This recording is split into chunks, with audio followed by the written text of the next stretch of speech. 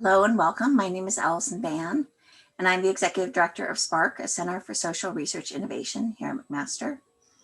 At SPARK, we work with researchers and community leaders interested in using the power of social research to help build a brighter world.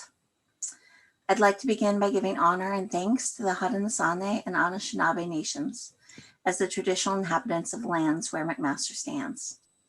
To say that is to acknowledge a debt to those who were here before us, and to recognize our responsibility as guests to respect and honor the intimate relationship Indigenous peoples have to this land.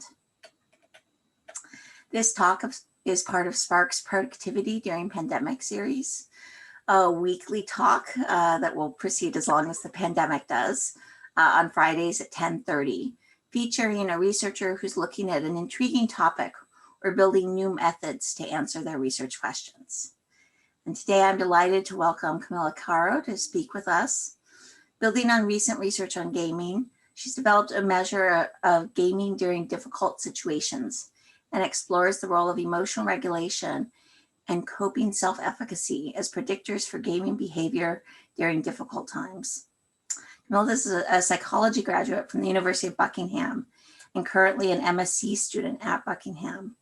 An avid gamer herself, her research has revolved around gaming and how it can influence people's psychological well-being. Thank you so much for joining us today. Thank you for inviting me. I'm very honored to be here.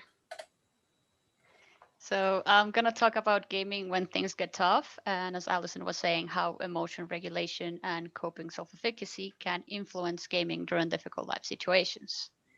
So I'm a gamer myself. And I found that when I was going through the worst periods of my life, I would game. And it actually helped. It didn't feel like a distraction from the problems, but in some cases, it actually helped me deal with the problems I had offline. So I decided to take this topic forward and investigate the benefits that gaming could have during difficult life situations as part of my undergrad dissertation. And as Allison was saying, now I'm a master's of cyber psychology in the University of Buckingham, and I'm aiming to take this work forward, but I'll talk a bit more about that at the end. So there's different motivations for gaming. You can see here 2 frameworks, and people are drawn to gaming for a variety of reasons. Yi in 2006 said that people were drawn to gaming for 3 reasons: achievement, social, and immersion motivations. So achievement, it just means how people are gaining power and progress in the game. Social is how people are gaming to be part of a group and gain social support. And immersion is to find information that an average player is unaware of. His study was mainly done on massively multiplayer online role-playing games. Constructing on this, Demetrovics et al. In 2011 came out with a different framework for motivations for gaming. He has 7 motivations, and some of his motivations align with what he said, like for instance, social, which is just about the pleasure of getting to know people and play together with others. Competition, which relates to a sense of achievement by competing against others and defeating them. Skill development, which is just playing in order to improve concentration or coordination skills. Fantasy is how gaming allows people to try different identities and perform activities that are not possible in the offline world. And recreation, which is about how games are just a space where players can relax. Of interest in Demetrovic's framework is the addition of escape and coping as motivations for gaming, where escape means trying to avoid problems facing the real world, and coping, which entails using gaming as a way of channeling distress and aggression in order to improve mood. A bit of background on the topic. So most of the research that has been done on gaming focuses on the negative aspects of gaming, such as aggressive behavior and gaming disorders. And there's very limited research on the benefits of gaming. There was this study that suggests that gaming helps people in cognitive, motivational, social, and emotional aspects. The cognitive benefits, it just talked about how action and shooter games can help create more accurate attention allocation, and there's improvement in spatial skills while using these games.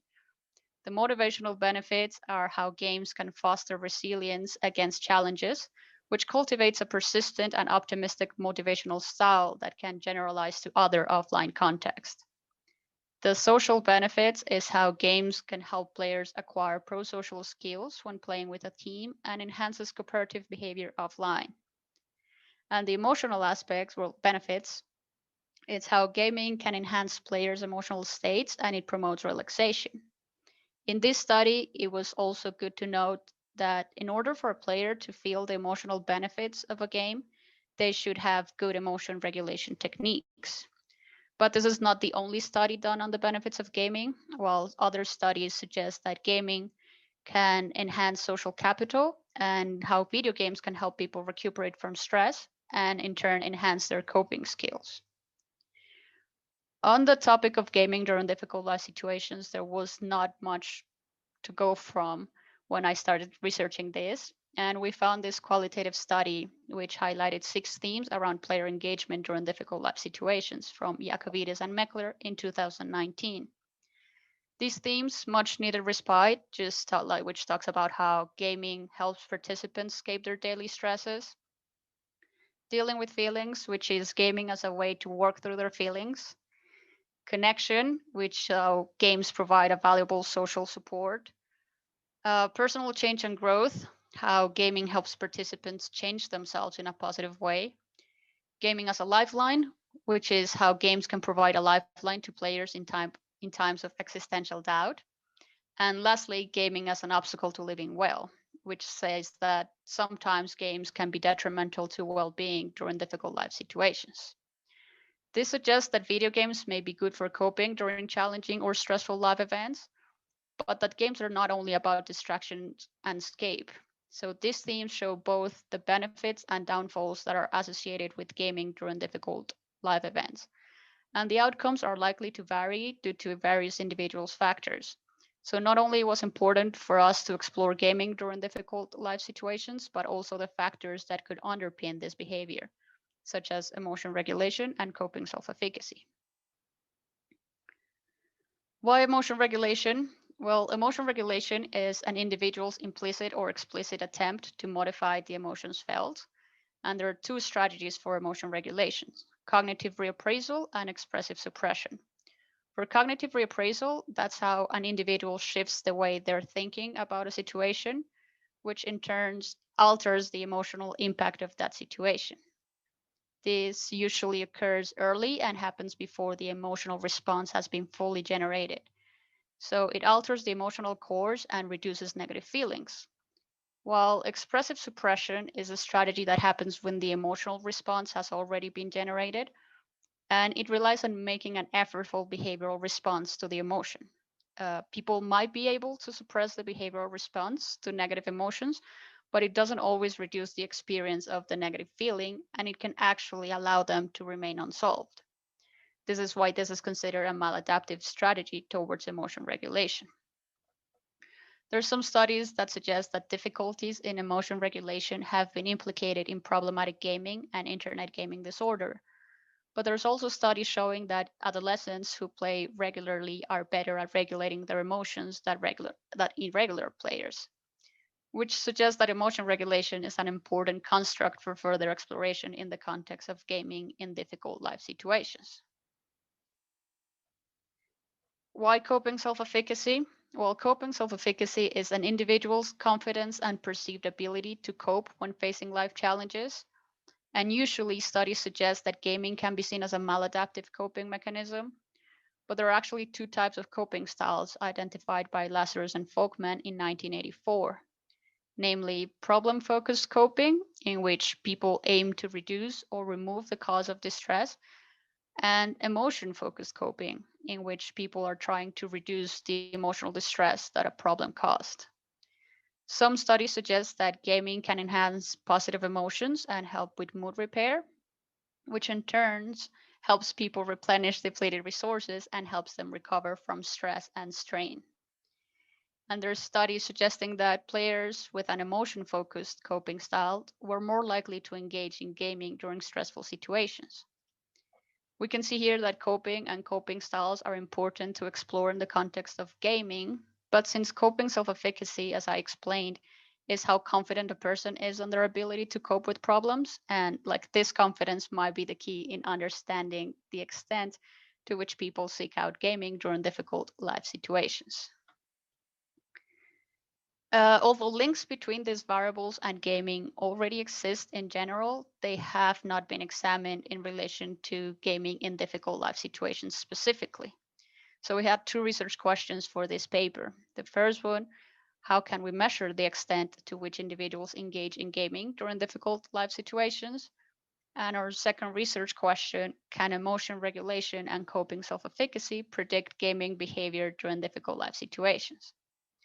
We aimed to develop a quantitative measure of gaming behavior during these tough situations and to use that measure to explore how emotion regulation and coping self-efficacy could predict gaming during difficult life situations. Since this was an exploratory study, all our hypotheses were non-directional. So we pretty much said that cognitive reappraisal and expressive suppression, both strategies of emotion regulation, and coping self-efficacy would predict gaming in difficult life situations. But as I mentioned, it was exploratory, so we did not know in which way the relationship would go.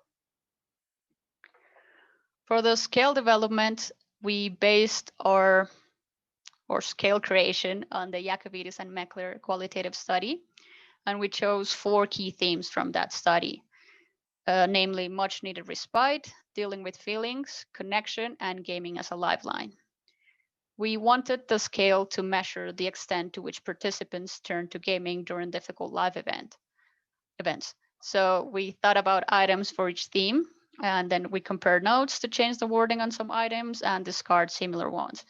So initially we had 34 items and four subscales, which we named distraction escape, character connection, social aspect, and sense of purpose. The scale instructed participants to think about difficult life situations they have faced recently and how often they would engage with gaming for different reasons.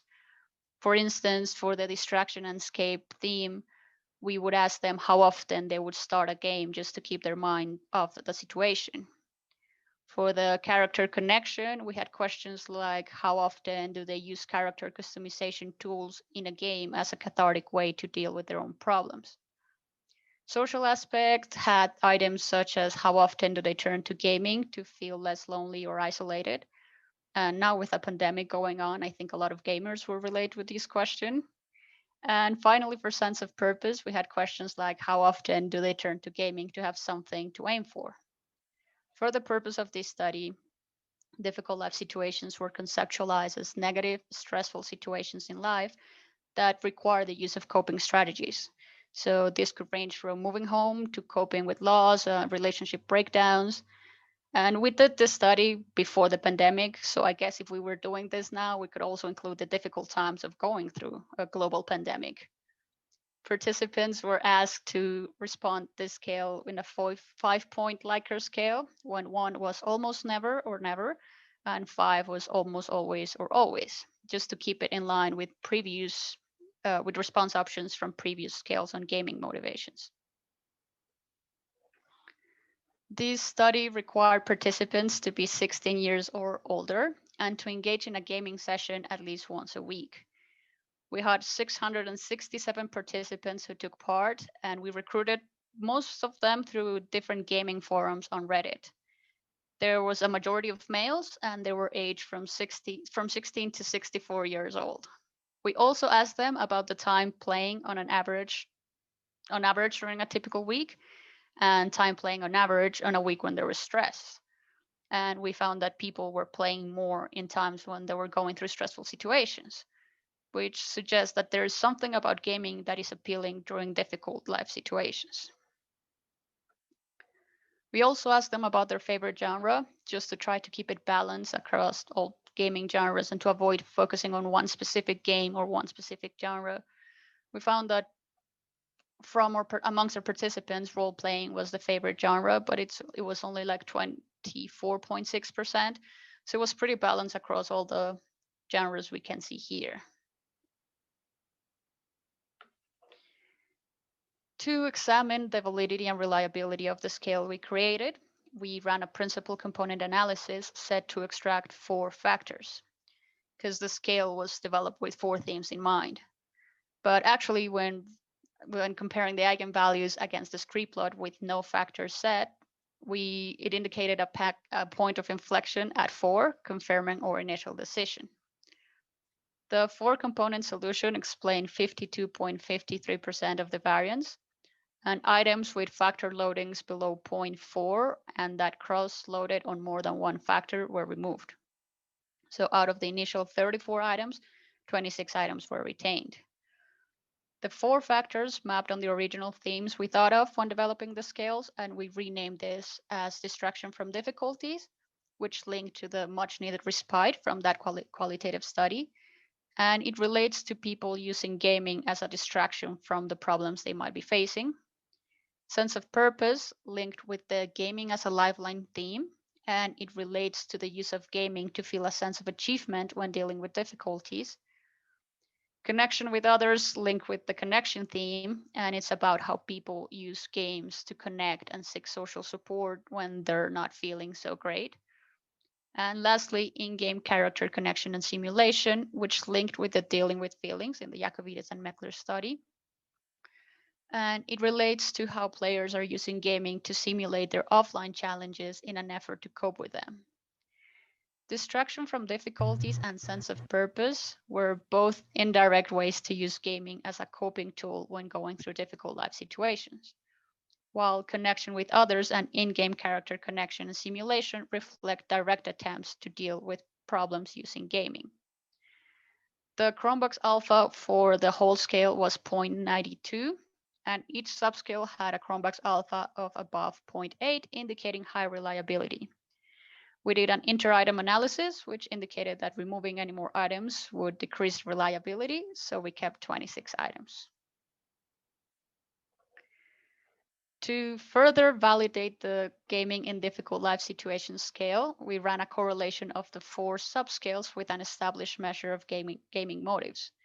We chose the Motivation for Online Gaming questionnaire from Demetrovics et al. From 2011, which examines the reasons why individuals engage in gaming with specific subscales. And as I mentioned before, this framework included elements as coping, escapism, and social support. So if the gaming in difficult life situation scale measures a similar construct, then the behavioral indicators should correlate with these motivations for gaming.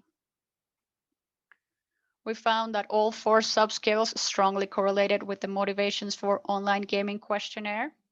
We can see here that distraction from difficulties strongly correlated with escapism and fantasy. Connection with others correlated with social motives.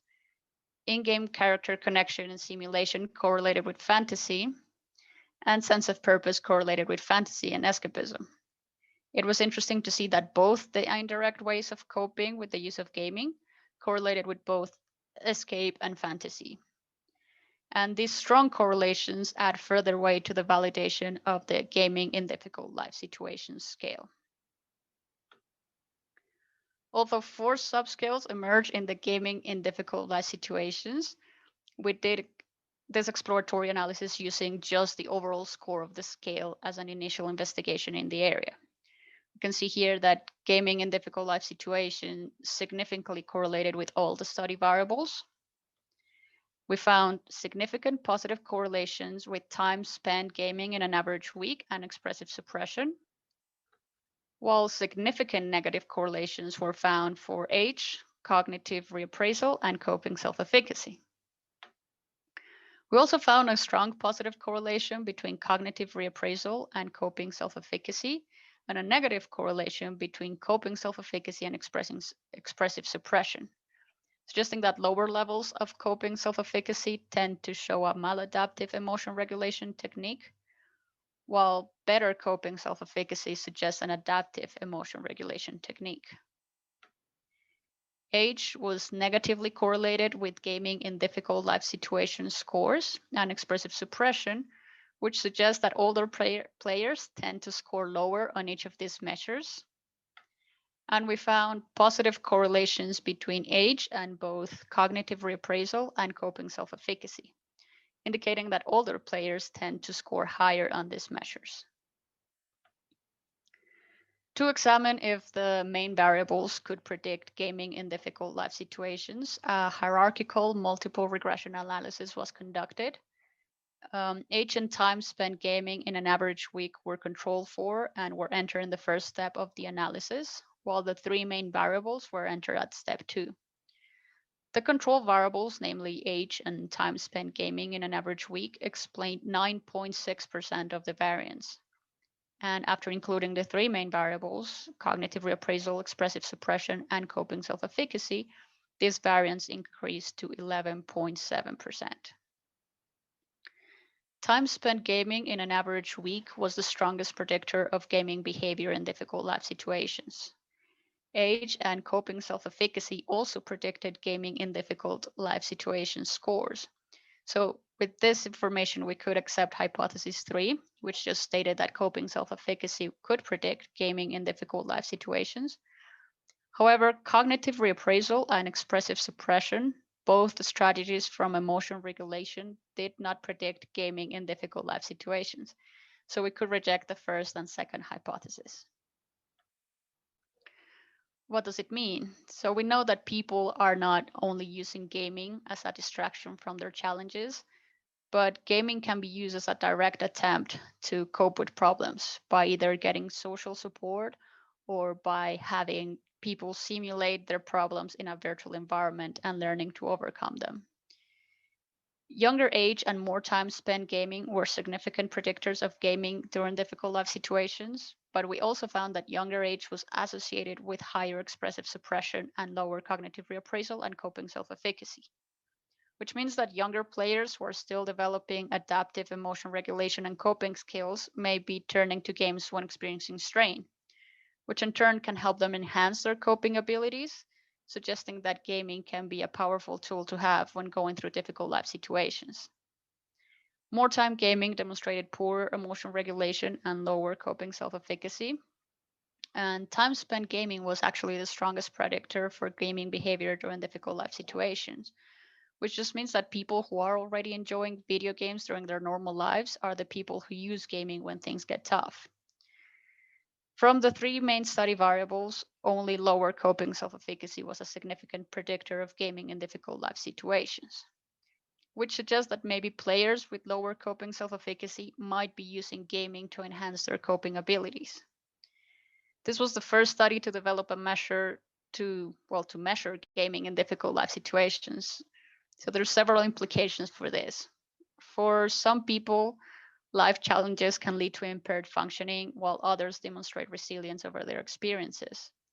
And we know that players are turning to video games when facing life difficulties in both indirect and direct ways. The correlations indicated that maladaptive emotion regulation and lower coping self-efficacy were associated with gaming during difficult life situations, but only lower coping self-efficacy was a significant predictor of this behavior. Time spent gaming along with younger age also predicted gaming during difficult life situations. This is important because it has the potential to uncover effective strategies for enhancing coping among younger individuals, as well as creating interventions for those who might be at risk of using gaming as a maladaptive coping strategy. There were several limitations in this study. First, as I was saying, coping self-efficacy was the only significant predictor, and there might be different factors that lead people to feel less confident in their coping abilities, which we did not consider in this study. These factors could link to like psychological factors like mental health, resilience, or even individual traits such as self-esteem and personality. And in some cases, it could be social factors such as social support and social competence.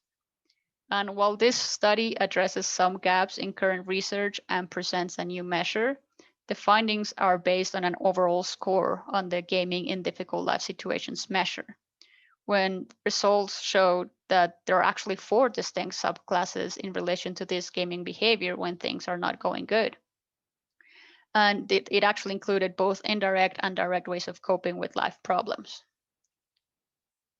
This is just a snapshot of the article being published, because as I was saying, this was my undergrad dissertation. I was not expecting it to get published, and just seeing it there, it's just great. It was an It was just because Masha, my supervisor's help, that I got it published, and I'm very proud of it.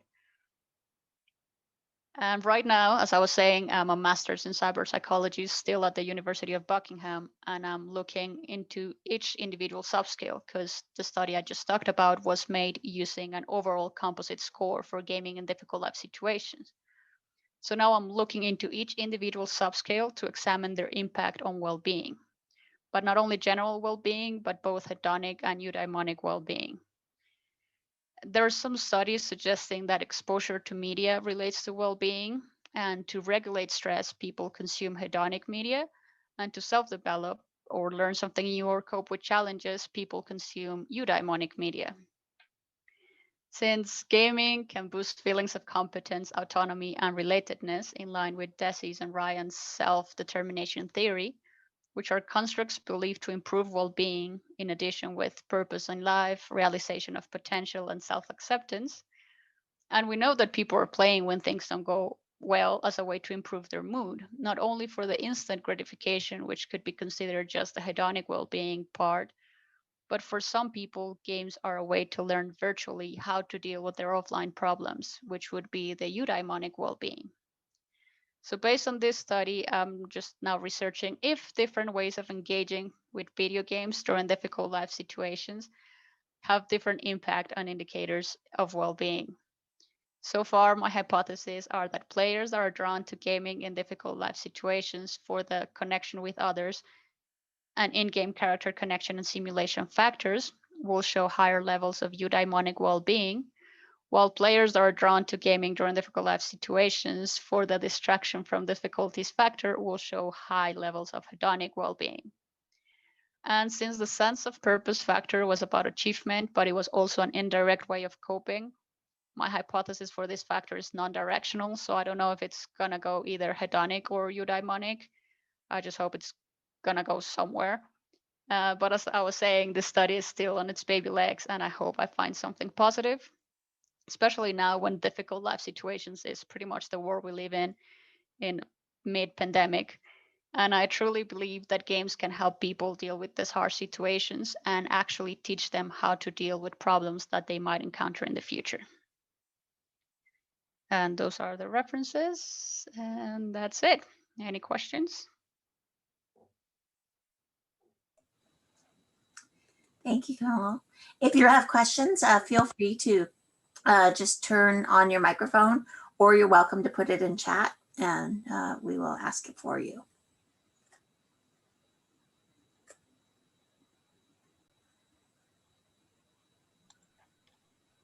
Hi, I have a question. I'm not. Can people hear me? Yep. Oh, okay. Yes, Dave. My name is Dave Cameron. I work in the McMaster Decision Science Laboratory, and we're undertaking some work in virtual reality right now. And first of all, thank you so much for your presentation. Very interesting, very informative, and very on topic for some of the work that we're doing. I'm just curious, this is sort of a tangent to your approach, but the one thing that we are exploring right now is the whole idea of using games as an environment for experimental research. We're not necessarily studying gamers. What we're doing is we want to implement games as an experimental arm in work. So, for example, we're interested in things like the effect of disease on insurance purchases. We already know that sick people tend to view insurance differently. But what we want to do is we want to begin to implement environments where we make people sick virtually, so that we actually give them Parkinson's disease by putting them into a full 3D VR setup. And we have all this equipment in the lab already. We've validated it at the 2D level in a screen game, seated. And we were looking at some simple tasks of moving things around, and we manipulated some of the parameters as we do experimentally. But down the line, we want to begin to use VR games I'm just wondering, I know this is sort of not what you're talking about, but I'm just interested in what your thoughts are on us using gaming as a research tool. Well, Thanks. I love that idea. I actually did a lot of research on VR recently and how the presence that VR allows can help people get things that they don't get if with like screen time, like 2D screens. So I think if you could make people sick and actually feel them sick, or like if their character couldn't stop shaking, it's actually gonna feel different for them, and it's actually gonna help them learn more about it.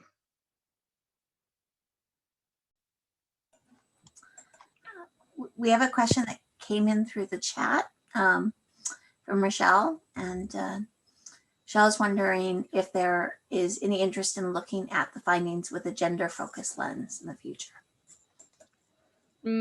I thought about it, but not really, because most of the of games research just says, okay, males game more than females, and I disagree entirely with that. Because well, I'm a female and I'm a gamer, and I don't think that like sex has any kind of relation to how you approach gaming.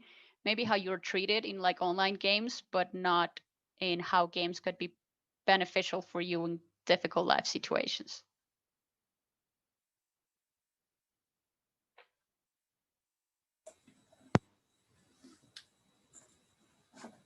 I have a question. I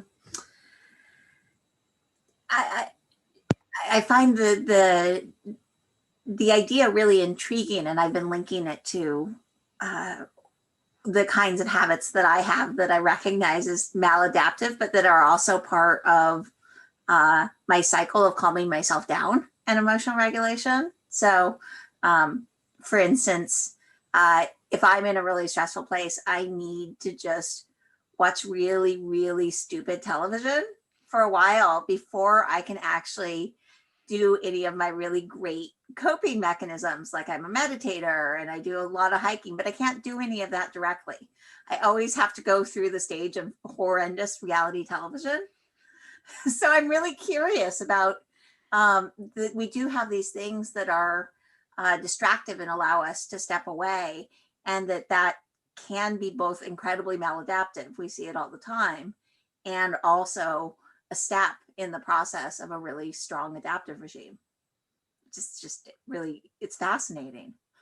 Yeah, because before you wouldn't think that games can actually help you. We always have this idea that games are just bad for you and you're just going to lose track of time and you're just going to lose your responsibilities.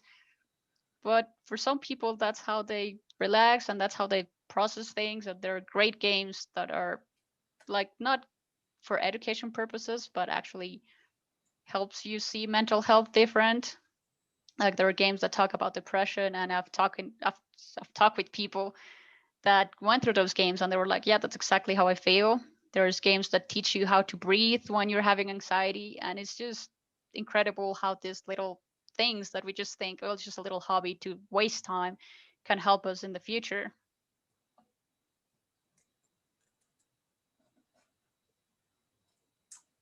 Other questions or comments? No more questions.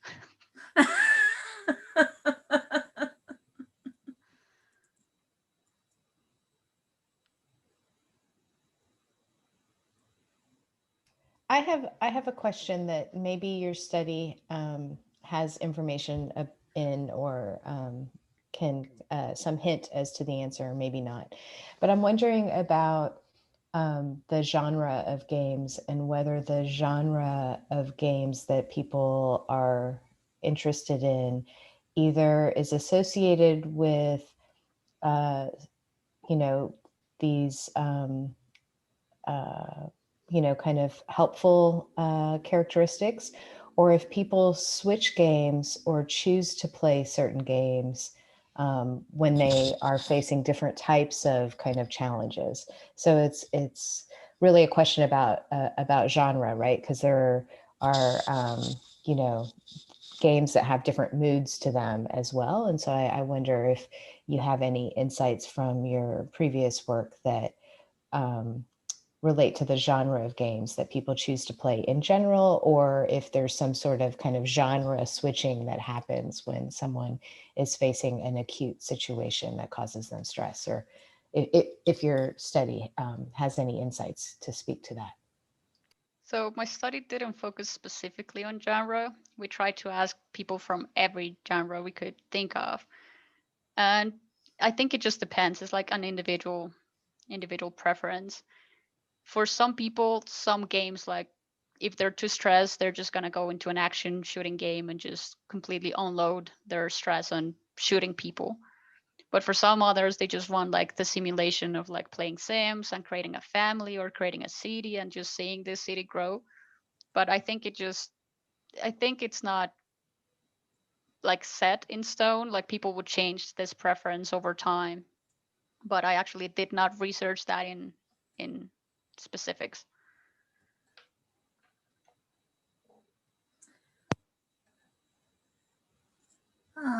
Okay, here's a question from Juan. I ask, what is the relationship between gaming, I'm guessing, and self-esteem, and if the comparison with positive time use behaviors, such as studying or working, was evaluated in the study? We did not look at self-esteem in this study. As I said, that was one of the limitations, because self-esteem could actually say why people are using gaming more or less when people are stressed. But it was something we had as future directions to do. I think that for the studies we did and like background literature, we just found that people that have better self-esteem would engage in more online games, which in turn supports the social support aspect of it. So I don't know if it was actually self-esteem or just that the games they're surrounding themselves with is social games. I'm really interested in your master's program, and I hadn't heard, I'm sure there probably are other programs that look at this intersection of cyber issues in psychology, but I was wondering if you could talk a little bit about the focus of that. Of the master's in cyber psychology. Well, I just really enjoy doing this research in video games. And when Masha was like, well, do you want to do a master's? I was like, well, yeah, why not? Let's continue researching video games, because this is what I love to do. And this way, when I play video games, it's not really procrastinating, but that's research. And I wanted to take it a step forward. As I was saying, there's different subscales that emerge, and I wanted to see if every specific factor that emerged could be linked to well-being. And now in 2020, we've been seeing thousands of articles, well, not thousands, but a lot of articles talking about gaming and well-being, but not specifically during difficult life situations. And this year, well, 2020 was a difficult life situation for everyone. And gamers specifically, I think they were less impacted, because we know how to be indoors, we know how to keep ourselves entertained, and we talk with our friends via gaming. So for us, it was maybe different, but it was still interesting to understand. So now that's why I'm doing the research on that. Sandra has a related question to Juan's in terms of gaming as a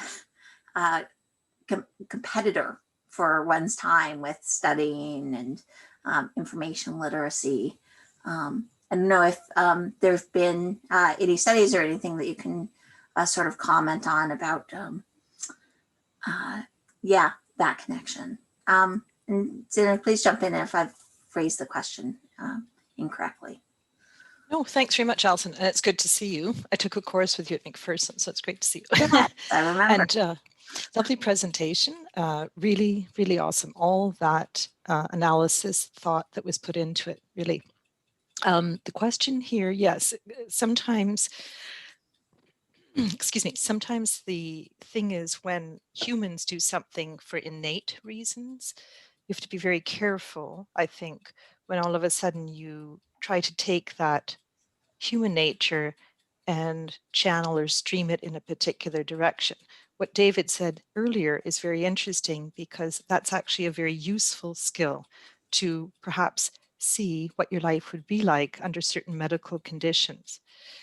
Information literacy, library, how do you use information? And certainly you've displayed that quite excellently just in how you do research and your whole literature reviews and all of that. So it's, how would you take something like gaming and then something sometimes dry like information literacy and bridge those in such a way that it became, it brought as much pleasure and all those other things that you've explained. I guess that's where I'm thinking. Thank you. Well, I think that's more like gamification and trying to put something that it's kind of mundane into gaming, which sometimes it's hard because when games are not pleasurable for gamers, if they feel they're just being taught something, they're not gonna enjoy it. So aiming like closing that bridge between gaming and information literacy, it's gonna be hard because it's gonna feel like it's just an educational game. So I don't know if there's some literature on the topic. I haven't actually researched that. I focus more on commercial games.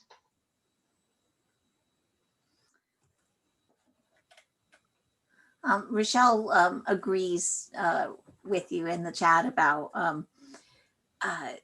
how helpful during COVID it has been to have gaming as a way to maintain social relationships. I don't know if you want to say anything more about that, Rochelle.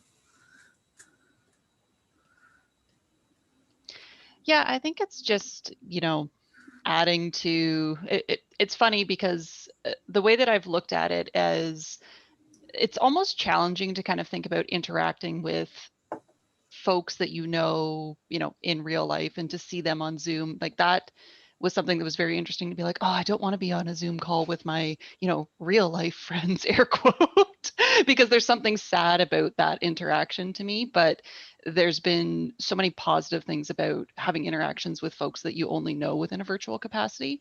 So that's something that, like, I've reflected on, of like, oh, this is really interesting to be able to have and grow these new relationships within, gaming and this format during this time, and how, there's value, and I place different value on those relationships, I would say, than my, real life relationships, you would say. Sounds weird to think of it that way, but they're two very different things, and you interact with those individuals in two very different ways. And I think it's just been nice to have gaming as a way to continue to develop new relationships and meet new people, and to have that excitement that you would normally get in day-to-day life, and being able to meet folks, when we could go outside. So Eventually.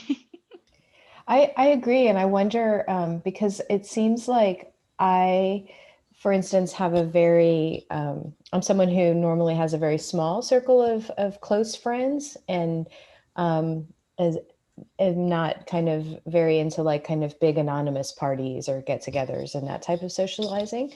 But I imagine that the type of socializing that online gaming in particular would replace would be the kind of the chit chat with the barista, or the chit chat and the social interaction when you go into a store, which is not really a necessarily a friendship or a relationship, but it is a social interaction that happens in a certain place that kind of makes you feel connected or part of a larger society.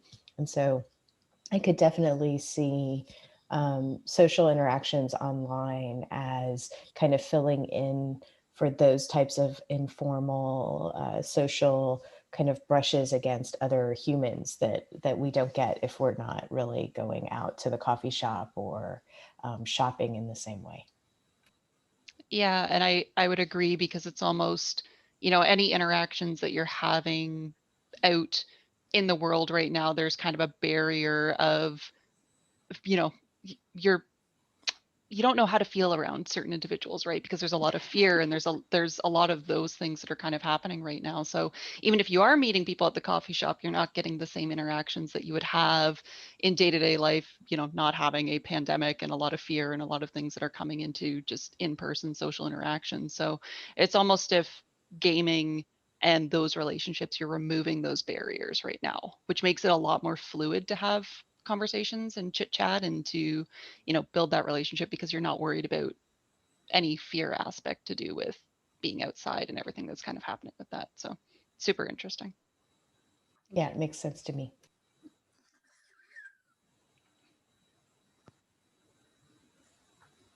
I was also curious about Sandra's comments got me thinking about spillover effects, because I tend to, I teach quantitative methods, and part of the reason I enjoy, using quantitative methods in my research is because there is a game element, there's a problem solving element. I have a piece of code, I have to kind of transform some variable in a new way, and it's a bit of a puzzle, in the same way that if you're playing some sort of game where you have to jump on this cliff before you can get behind that waterfall to get that thing, because you need that tool or that key to go unlock something else. So I wonder to what extent there's research maybe that you've encountered in your literature reviews about how kind of the cognitive skills that you develop through gaming and problem solving in a lot of role-playing games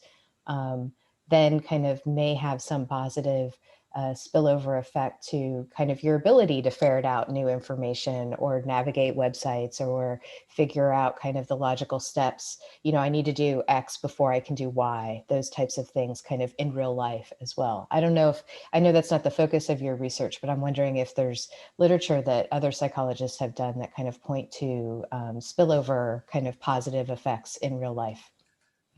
Yeah, we found several benefits of gaming, and it was just not while you're gaming, but most of the benefits actually spilled over to real life. So like the social benefits I was talking about, it talks that when you're like playing an online game and cooperating with a team, that pro-social behavior and cooperation actually spills to offline world. So you behave more pro-socially when you're not in the game. And I think that's mostly for that's for most of the benefits I've mentioned. They all spilled over, and there's plenty of research done looking into that.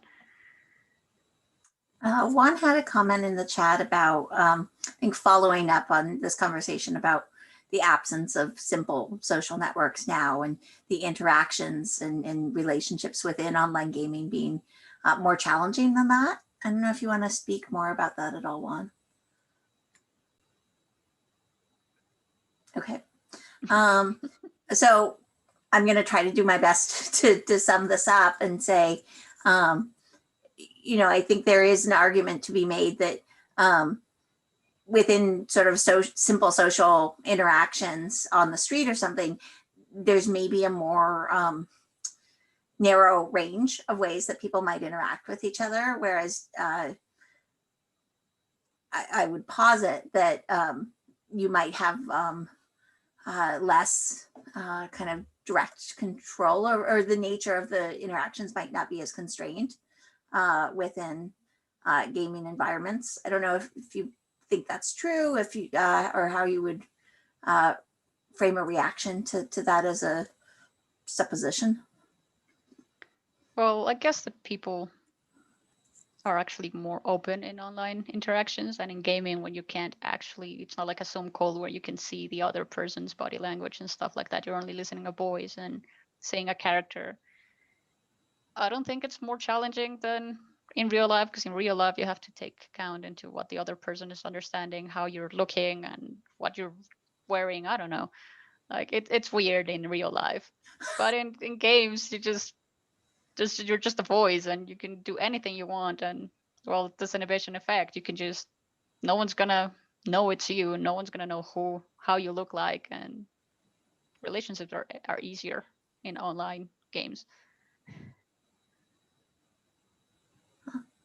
As someone who doesn't do online gaming, I find that really fascinating.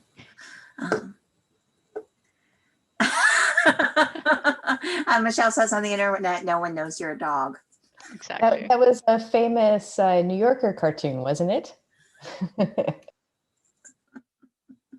So we're just about out of time.